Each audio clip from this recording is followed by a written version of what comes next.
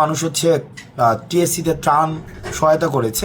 এখন এই ত্রাণের টাকা কেন ব্যাংকে রাখা হয়েছে, মানে এটাও একটা বার্নিং কোয়েশ্চেন বর্তমানে সোশ্যাল মিডিয়াতে শুধু বাজওয়ার্ড। টিএসসির টাকা কেন, ত্রাণের টাকা কেন ব্যাংকে? ত্রাণের টাকা ব্যাংকে কেন? ত্রাণ তহবিলের বেশিরভাগ টাকা পরিকল্পিতভাবেই ব্যাংকে রাখা হয়েছে বলে জানিয়েছে বৈষম্য বিরোধী ছাত্র আন্দোলন। তহবিল সংগ্রহের শুরুতেই আমরা সিদ্ধান্ত নিয়েছিলাম যে অর্থ সংগ্রহের সঙ্গে সঙ্গে সব খরচ না করে বেশিরভাগই জমা রাখা হবে, বিবিসি বাংলাকে বলছিলেন আন্দোলনের অন্যতম নেতা মি.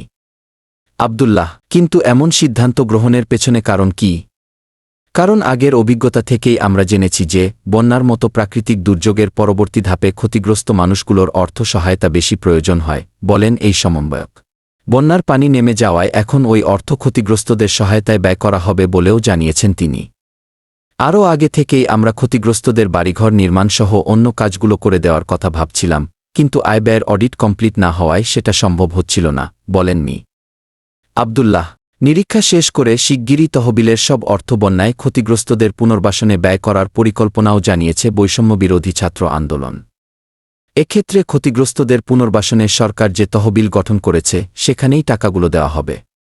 এর ফলে সুষ্ঠু ও কার্যকরভাবেই আমাদের তহবিলের অর্থ মানুষের কাজে আসবে বলে আশা রাখি, বিবিসি বাংলাকে বলেন সমন্বয়ক হাসনাত আব্দুল্লাহ। কি বলছেন সমন্বয়করা?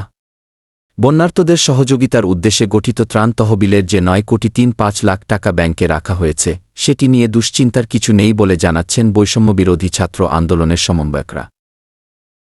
ত্রাণ সহায়তার জন্য যত অর্থ আমরা পেয়েছি সেগুলোর প্রতিটি পয়সার হিসাব আমাদের কাছে আছে, কাজেই এটা নিয়ে দুশ্চিন্তার কোনো কারণ নেই, বিবিসি বাংলাকে বলেন প্ল্যাটফর্মটির অন্যতম সমন্বয়ক হাসনাত আব্দুল্লাহ। প্রাথমিক ত্রাণ কার্যক্রমে খরচের পর তহবিলের বাকি অর্থের বেশিরভাগই জমা রাখা হয়েছে জনতা ব্যাংক, সোনালী ব্যাংক এবং ইসলামী ব্যাংকের ঢাকা বিশ্ববিদ্যালয় শাখায়। চাইলেও সেগুলো কেউ আত্মসাৎ করতে পারবে না বলে জানাচ্ছেন মি. আব্দুল্লাহ। কারণ সেগুলো বিশেষভাবে খোলা হয়েছে যেখানে ঢাকা বিশ্ববিদ্যালয়ের একজন শিক্ষকও যুক্ত রয়েছেন। তিনি সহ আরও সম্মিলিত সিগনেচার ছাড়া কেউ টাকা তুলতে পারবে না, বলছিলেন এই সমন্বয়ক। এছাড়া অর্থের স্বচ্ছতা ও জবাবদিহিতা নিশ্চিত করার লক্ষ্যে তহবিলের আয় ব্যয়ের হিসাব নিরীক্ষা করা হচ্ছে বলেও জানিয়েছে বৈষম্য বিরোধী ছাত্র আন্দোলন। আমরা ত্রাণ কার্যক্রমের আয় ও ব্যয়ের উপর একটি অডিট করছি এবং আগামী কয়েকদিনের মধ্যে অডিট রিপোর্ট প্রকাশ করা হবে, বিবিসি বাংলাকে বলেন মি. আব্দুল্লাহ। কিন্তু এই হিসাব নিরীক্ষা করছে কারা? সিএ ফার্মের প্রফেশনাল ব্যক্তিদের দিয়েই নিজ দায়িত্বে এটা আমরা করছি, যাতে পরবর্তীতে কেউ কোনো অভিযোগ বা অপবাদ দিতে না পারে, বলছিলেন বৈষম্য বিরোধী ছাত্র আন্দোলনের অন্যতম এই নেতা। প্ল্যাটফর্মের পক্ষ থেকে বিভিন্ন জেলায় যত সভাসমাবেশ হচ্ছে সেগুলোতেও ত্রাণের কোনো অর্থ ব্যয় করা হচ্ছে না বলে নিশ্চিত করেছেন তিনি। কেউ যদি দেখাতে পারে যে আমরা ত্রাণ তহবিলের কোনো টাকা অন্য কাজে ব্যবহার করছি, তাহলে যা শাস্তি দেওয়া হবে বিনা বাক্যে সেটা মাথা পেতে নেব, বলেন মি. আব্দুল্লাহ। কিন্তু প্রশ্ন হচ্ছে ঢাকা ও ঢাকার বাইরে যাতায়াত, থাকা খাওয়া ও অন্যান্য খরচ তাহলে কোথা থেকে আসছে?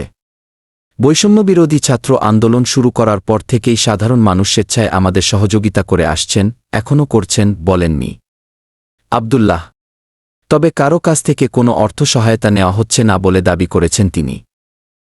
আমরা শুধু সেবাটা নিচ্ছি। এক্ষেত্রে কেউ কেউ তাদের গাড়ি দিয়ে আমাদের পৌঁছে দিচ্ছেন, অনেকে থাকা খাওয়ার ব্যবস্থা করে দিচ্ছেন, এভাবেই চলছে, যোগ করেন তিনি। এখন যেহেতু এটা নিয়েও কথা উঠছে, সেজন্য আগামীতে কারা কী ধরনের সেবা দিয়ে আমাদের সহায়তা করছেন সেটার তালিকাও আমরা প্রকাশের কথা ভাবছি, বলেন হাসনাত আব্দুল্লাহ।